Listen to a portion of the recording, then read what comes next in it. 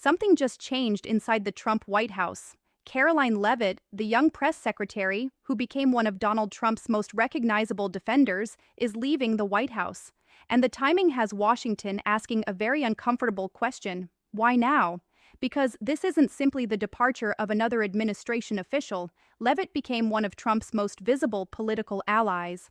She stood behind the podium, defended the president through some of the administration's biggest controversies, fought with reporters, attacked Democratic critics, and helped reshape how the White House communicated with the public.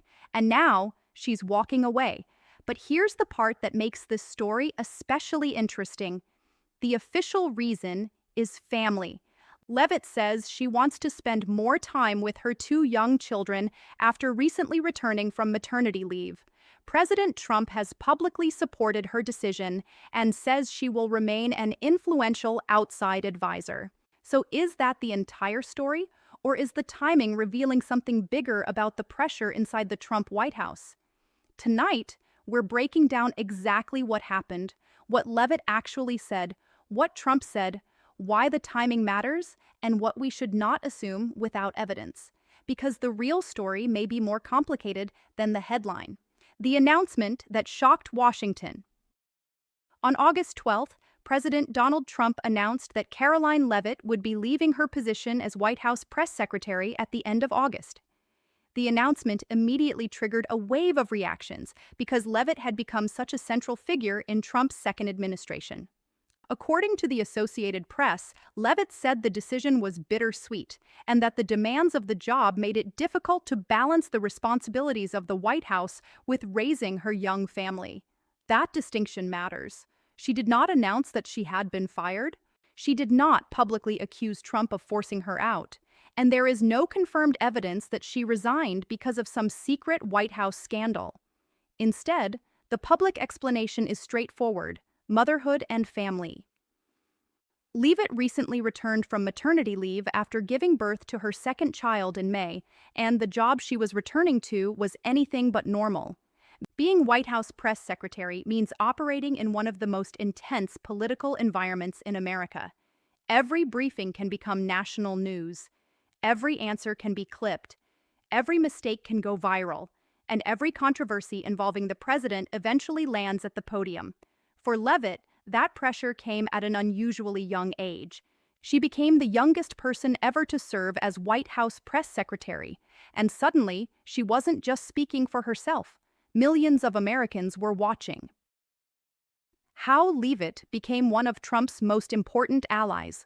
To understand why her departure matters, you have to understand how important Leavitt became to Trump's political operation. She wasn't simply a spokesperson reading prepared statements. She became part of the administration's political identity. Her approach was aggressive. She frequently challenged reporters. She directly attacked Democratic lawmakers. And she became particularly comfortable communicating with conservative media and digital influencers. The Wall Street Journal describes her as a staunch Trump ally whose style helped reshape the White House communications operation. That was important because Trump's communication strategy has never depended exclusively on traditional press conferences. Trump has his own social media platforms. He communicates directly with supporters. Conservative influencers have become increasingly important, and Leavitt fit naturally into that ecosystem. She could speak the language of the administration's base while simultaneously operating from the White House podium. That made her valuable. It also made her highly visible. And visibility comes with a cost, because when the administration succeeds, the spokesperson gets credit. But when something goes wrong, the spokesperson often has to stand there and defend it again and again, day after day. Now, let's talk about something that can get lost when political coverage focuses only on personalities. The White House press secretary doesn't control the news cycle. The press secretary reacts to it. And during Leavitt's tenure, the news cycle was relentless. Foreign policy, economic policy, immigration, congressional battles, legal controversies, national security, the Iran conflict, and the upcoming midterm elections. The White House needed someone who could defend Trump's agenda across all of those fronts, and Leavitt repeatedly stepped into that role. But there was another challenge. She was also trying to be a mother to two very young children. That is not speculation. That's the part of this story that Leavitt herself has emphasized, and after the birth of her second child, the calculation may simply have changed. The public conversation about women in high-level politics often becomes incredibly complicated. When a male political official leaves a demanding job, people often talk about strategy. When a mother leaves, the conversation frequently turns toward whether she could balance motherhood and power. Leavitt's decision cuts through that debate with something much simpler. She says she wants more time with her children. And whether people agree politically with Leavitt or not, that explanation should be taken seriously unless evidence emerges showing otherwise. And this is where the story gets more interesting, because while the official reason is family, the timing naturally raises questions. Leavitt is leaving just as the administration approaches another major political phase. The 2026 midterm elections are coming. The Trump administration is dealing with major foreign policy challenges, and the White House is preparing for another intense political season. So why would one of Trump's most loyal public defenders choose this moment to step away? There are several possible explanations. The first is the simplest. Her family situation changed. She has 2 young children, and her second child was born only a few months ago. The second possibility is that the job became increasingly difficult to sustain alongside family responsibilities. Those 2 explanations aren't mutually exclusive, and importantly, there is no verified evidence that Trump forced Leavitt out. In fact, Trump publicly praised her. He has described her as one of the strongest press secretaries in American history and said she would continue to advise him from outside the administration. That doesn't sound like a public firing. It sounds like an administration trying to retain a trusted political ally even after she leaves her formal government position. The part people are watching closely. But there's another reason this departure is generating so much speculation. It's not necessarily because of Leavitt herself, it's because of what happens next. Who replaces her? That's the question now hanging over the White House. The press secretary position is one of the most visible communications jobs in Washington. Whoever takes the podium will inherit a completely different environment from the one Leavitt entered. And the choice could tell us something about where the Trump White House wants to take its communications strategy next. Does Trump want another combative defender? Someone more traditional? Someone with stronger television experience? Or someone who can expand the administration's reach through conservative digital media? Several names have already been floated publicly, but as of now, there is no officially announced successor. And that uncertainty creates another layer of intrigue, because replacing a press secretary isn't just about finding someone who can answer questions. It's about finding someone the president trusts, someone who can survive hostile questioning, someone who understands the administration's message, and someone who can communicate that message without creating unnecessary distractions. Leavitt managed that balance in a very particular way. The next person may do it very differently. The shocking reason claim you should be careful with. Now let's address the phrase appearing in many headlines. The shocking reason Karoline Leavitt is quitting. There is a danger here because political YouTube moves incredibly fast. A resignation happens, people speculate, someone posts a theory, another account repeats it, and within hours, speculation becomes a fact. We shouldn't do that. There are reports pointing to broader White House challenges surrounding Leavitt's departure. There has also been attention around a recent Justice Department memo concerning executive privilege and private presidential advisors. Some commentators have attempted to connect the timing of that memo with Leavitt's departure. But here's the critical distinction. That connection has not been established as the reason she is leaving. The Daily Beast reported that critics and commentators were questioning the timing, particularly because the DOJ memo expanded the administration's interpretation of executive privilege. That's a development worth discussing. But it's not proof. And that's exactly where political commentary can go wrong. You can ask, is the timing interesting? Absolutely. You can ask, could there be political implications? Definitely. But you shouldn't tell viewers something is confirmed when it isn't. Because the strongest political storytelling isn't built on rumors. It's built on facts, and then asking the audience what those facts might mean. What Leavitt's exit means for Trump. Now let's get to the bigger question. What does this mean for Donald Trump? First, this is not the collapse of the administration. One press secretary leaving does not mean the White House is falling apart. And there is no evidence that Leavitt's resignation represents some kind of mass revolt.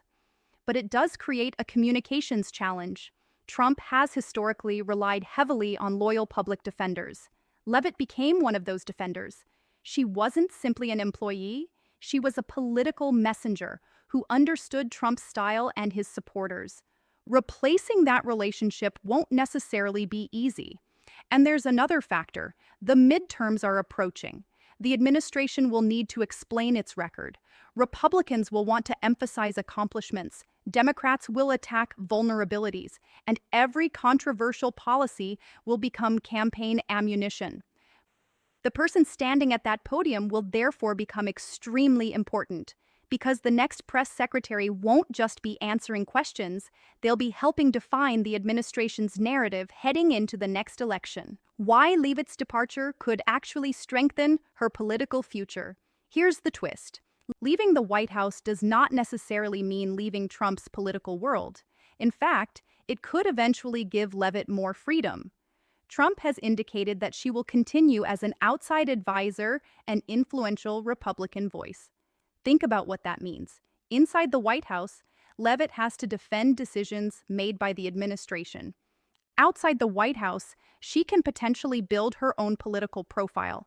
She could work in conservative media. She could become a major campaign surrogate. She could write. She could appear on television. She could potentially pursue elected office again. And none of those possibilities require her to stand behind a podium every morning. That could make her more politically flexible. And remember, Leavitt is only 28. Her political career could continue for decades. So this may not be the end of the Karoline Leavitt story. It could simply be the end of one chapter. And there's one part of this story that politics sometimes forgets. Behind the press secretary title is a person, a young mother, a wife, someone who has spent an enormous amount of time in one of the most demanding jobs in American government. Leavitt has described the decision as bittersweet. That word matters, because leaving a powerful position doesn't necessarily mean someone hates the job.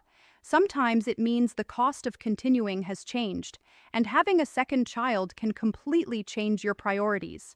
The White House is temporary, political power is temporary, press conferences are temporary, but family relationships are something else. And Leavitt appears to be making a personal decision based on that reality. You don't have to support her politics to understand the human calculation. So here's where this story gets bigger than Karoline Leavitt. The real question isn't simply, why is Karoline Leavitt leaving? The bigger question is, what kind of White House communications operation does Donald Trump want going into the next phase of his presidency? Because Leavitt's replacement will tell us a lot.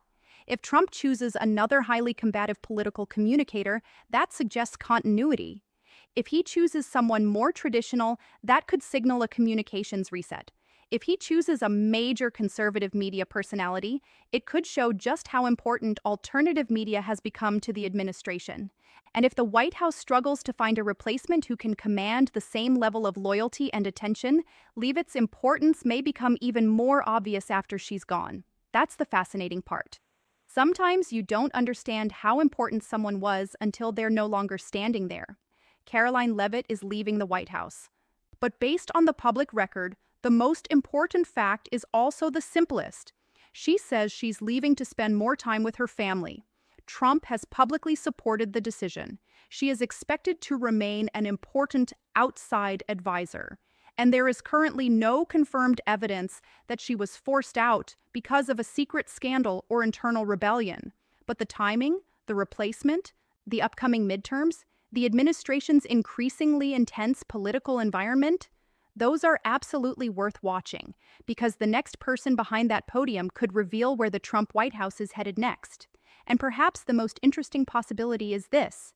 Karoline Leavitt may be leaving the White House, but she may not be leaving Trump's political orbit at all. In fact, stepping outside the White House could give her something she never had while standing behind that podium, the freedom to build her own political future. So what do you think? Is this simply a mother choosing more time with her children? Or does the timing raise legitimate questions about what is happening inside the Trump administration? Drop your take in the comments. And if you want factual, fast-moving political analysis without turning speculation into breaking news, make sure you're subscribed, because this story isn't over. It's just moving outside the White House.